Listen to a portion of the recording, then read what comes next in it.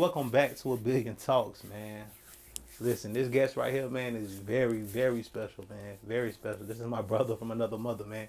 A brother I've been knowing since the sandbox, man. Introduce yourself and let the people know, man. Gervonta Brown, glad to be here with you tonight. Co-founder of Livonia Community Awareness, owner of Gervonta Brown and Associates. Glad to be here tonight. Oh, man. Look. When I tell y'all this is a very powerful and intelligent brother, genuine, man. It's. I think in today's society, it's a lost art of genuine people and standing on what you believe. And I can say this brother right here truly stands on what he believes, man. And I feel like this interview right here is gonna be so special to me because it's like this brother can get deep into letting our people know or understanding things and explaining things, and very educational and bringing awareness to certain situations that we quite don't understand, because he's educated me on so many things on so many levels that I'm like, oh man, and he helped me to take them steps. So man, what I would say, our first question, like, let the people know your business and what Gervonta Brown Associates offer. Gervonta Brown Associates, we offer many things to the community. First thing we offer is the life insurance that we're doing for the community, serving the community, serving them with honesty and respect, bringing awareness to the life insurance, bringing it to the community, teaching them the different parts of insurance and the things that our company has to offer to the community, but also helping families begin to prepare and plan and making it an easy process, and also help them walk them through the process so it won't be hard on them on the backside. So that's what we come in, we sit down and meet with families and meet with people now, have things have things in line for them. So later on down the road, it's not a hard process. What's I don't think people understand the meaning of life insurance in itself. Explain to the people the importance of life insurance. Well, the importance of life insurance is very much important. It's very important in today's time more than it ever has been. I know back when our grandparents or great grandparents were living, it was called burial aid, and people would come around and take the burial aid and have it on the books when someone passed.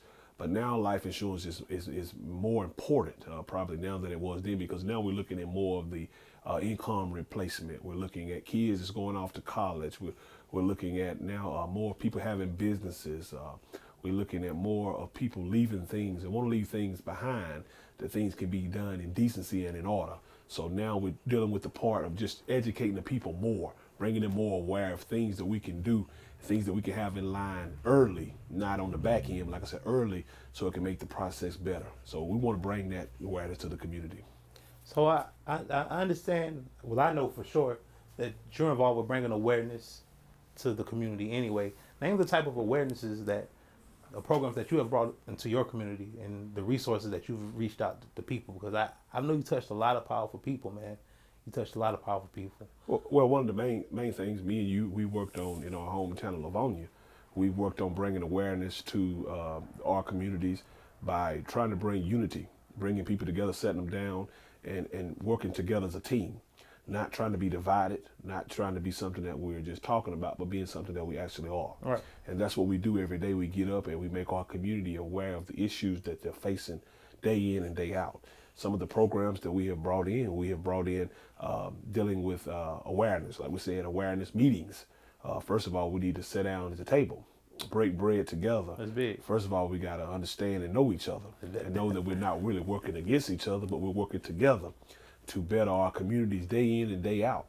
So we brought meetings. We have brought different organizations in, organizations that the community was not aware about, that could educate and that could teach our communities how to become better, stronger, healthy communities, because it's all about making the community more healthier than it ever been. So we have to find those things that make our community sick. And we have to work with those things, because we know wherever there's sickness is, there can be healing. So we have to find the resources and the things that can bring healing to our communities today and forevermore. Yeah, man. I think that was something like so lovely when me and you started that, man. I think when people start organizations and things, they get discouraged by numbers, man. And like me and you always said, there's always power in unity. So just to see how far we've came just in that step, and I know you put in a lot of countless work, man. I know for a fact this brother put in a lot of hours just talking to people, just sending out newsletters, having the newsletters like I'm talking like you might get about 4 or 5 newsletters in a day while also handling your own business, man. And I know you venture into a lot of different things. I know you venture into a lot of different things, man. I think that's what I think that's what I like about you, bro, because it's persistent, man, and inconsistent. Consistency is something major, man, and that's definitely what I like. That's definitely what I like. What me and you brought to the table, man. You stay so consistent inside of your work, just for the community. I heard you mention earlier with the insurance, generational wealth. Explain to the people because we'll have a lot of viewers that's our age. You know what I'm saying? Explain to the people the importance of generational wealth because I feel like our people aren't that educated on generational wealth and don't understand it. I don't think that's conversations that's going on inside of the just want to say inside of the black household. I mean, see why did growing up with you did y'all have conversations about generational wealth? I know my family we didn't have no conversations about generational wealth. Not at all, no. So explain to the people the importance of generational wealth.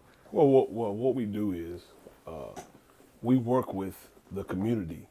Most of my teenagers that are on their parents' policies, I educate them. I teach them on getting in contact with financial advisors because most of the time we hear parents putting them on their kids' policy or putting them on their policies. And what we see that kids begin to be riders while they're minors. When they become 18 and 19-year old, they're still not stepping out on their own by getting their own insurance. What they're doing is they're still riding on their parents while they're going to college, so they think it's good. So what we do is we get them in contact with financial advisors, some through Edward Jones, some through Prudential, different financial institutions. And we begin to help them set up their own policies with those financial advisors. So it begin to build their portfolio, begin to deal with their 401k, their IRAs, their Roth IRAs, different types of stuff. And we let that financial advisor help them out in that side so it doesn't interrupt with their life insurance. Because most people think, well, I have life insurance, so I have something. And we help them understand there's a difference between a life insurance policy that we're selling you and actually, the portfolios, the everyday 401k, New York Exchange. So we let the financial advisor help them out on that side while we're tying the insurance policy down here. So it begins to build wealth. We're beginning to inform them on the different things that our company has to offer, but also the things that the other companies has to offer us, and make a collaboration. It helps us to begin to form relationships with different financial advisors. Also, it begin to build that generational wealth that we're talking about because those kids begin to move from 18 and 19 to 21, 22, 23 years old, and they begin to see the growth that they put in when they was 18. And by the time they're 30, by the time they're my age, something I should have done when I was 18 and 19, they begin to see that growth. Right. And that's what we're working on. We're working on getting them prepared for funeral burial, but also getting them prepared for the everyday life because you don't have to die to be able to enjoy the fruit of your labor that they're putting in. So we don't want people just to be informed that you have to die to be able to enjoy your insurance. We want you to be able to enjoy something while you're here living. But we also know if something happened in that time that you are prepared for death and you are prepared for your burial to be done in a decency and order. And shout out to this brother, man, because when he was hitting me with this knowledge, I was like, bro, what? I mean, I grew up knowing about the bonds, you know what I'm saying? And you can get CDs and the importance of 401k.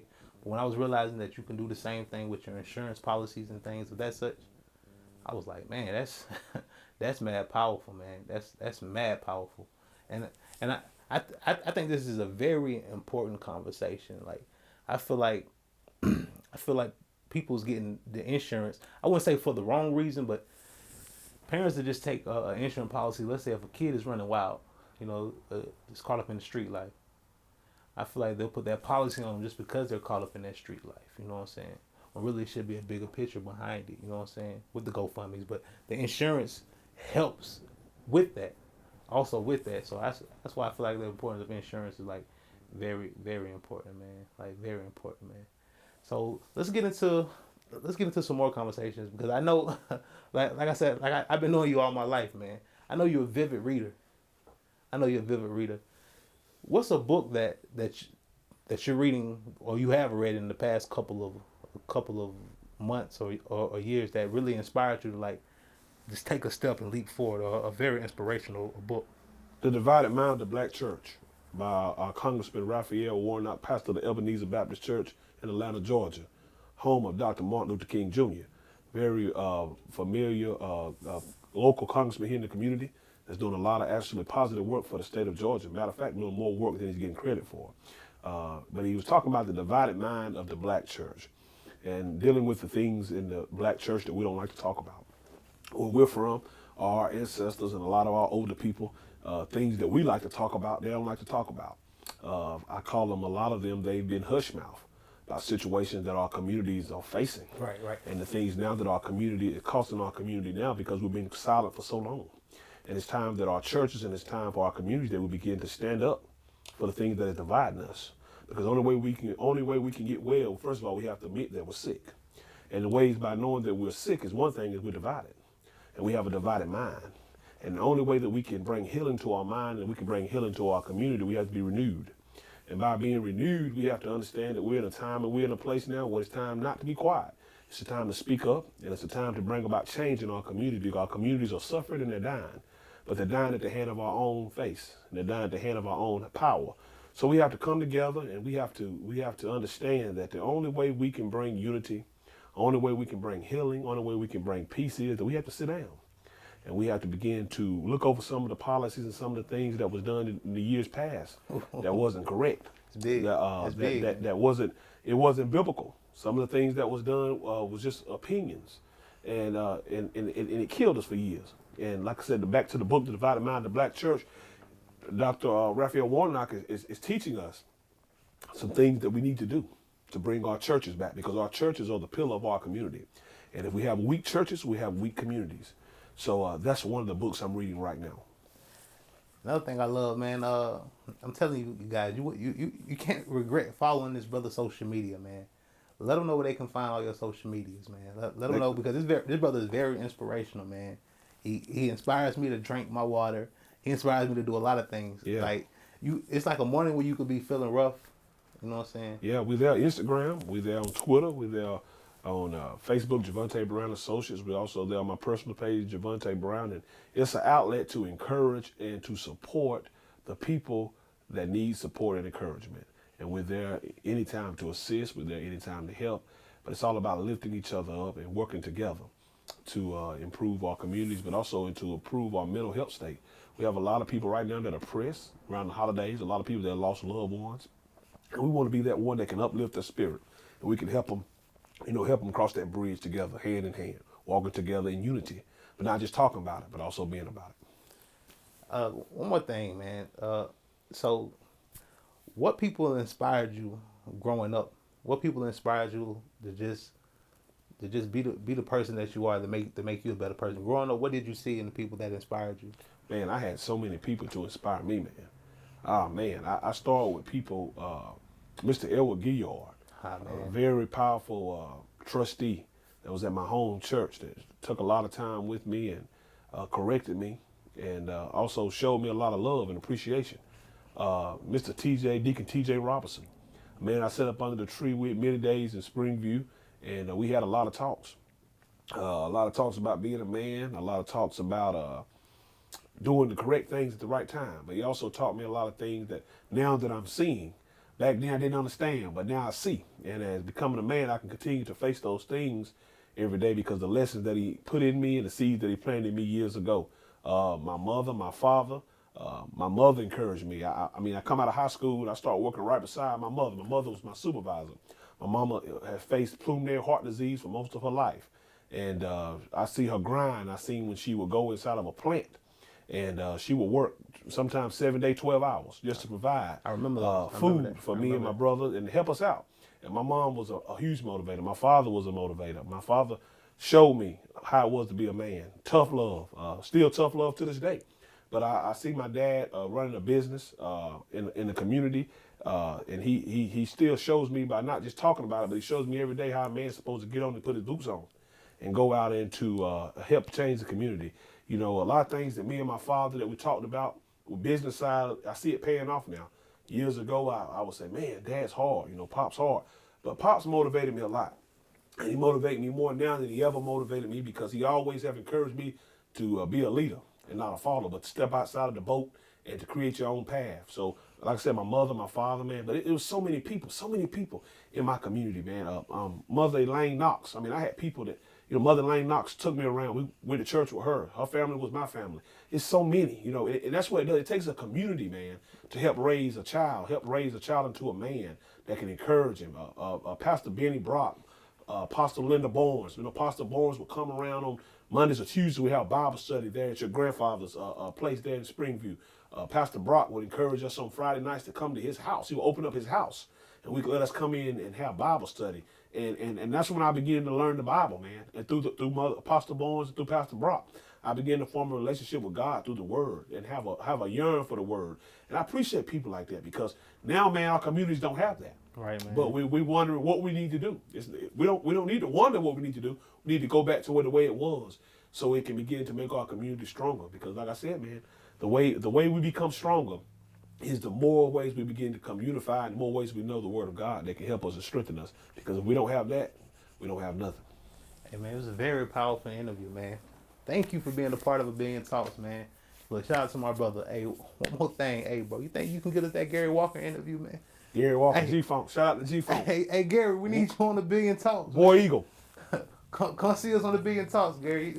Hey, Big E, we got to get you on here too, man. We definitely got to get Big E on here, man. Yeah, I would like to thank you, man, for having us here tonight. I would like to thank you, and I want you to know, man, it's been a excellent journey, co-founding and working with you in Livonia Community Awareness. I don't think the people see the work that you put in on the backside of helping keep this organization going and keeping it moving forward. We had some dangers, some toils, and some snags, but I want to thank you for working with us. A lot of work left to be done. Some people not going to be satisfied, because we're not here to make everybody happy. We're not here to make people feel good. We're here to bring the truth forward. If you don't like the truth, I don't have time for you. So I want to thank you, man, for all the hard work and dedication that you have put into Livonia Community Awareness, moving that organization forward. We're going into our 4th year. We've had a lot of people who started the journey with us have died and gone on. Mr. J.B. Rainey. Rest in peace, Mr. J.B., man. One of the guys that helped us start this organization, encouraged us, pushed us, is no longer with us. But the things that he said and the things that he done before he left this world, we still continue to do. And I want to thank Mr. C. White for allowing me to be able to come into his establishment and to do this interview. And I ask and pray that God continue to bless his business, not today, but forevermore, that he could help the community the ways he's doing, bringing awareness to all the different industries in the community that he's doing. God bless him and God keep him. One more time, man. Shout out your Instagram, your Twitter, and your Facebook business. Gervonta1 on Twitter, Gervonta Brown on Instagram, and Gervonta Brown Associates page is up on Facebook, and it's running daily. It's helping, and another thing that we're doing there on Gervonta Brown Associates, we're connecting with other businesses, Right.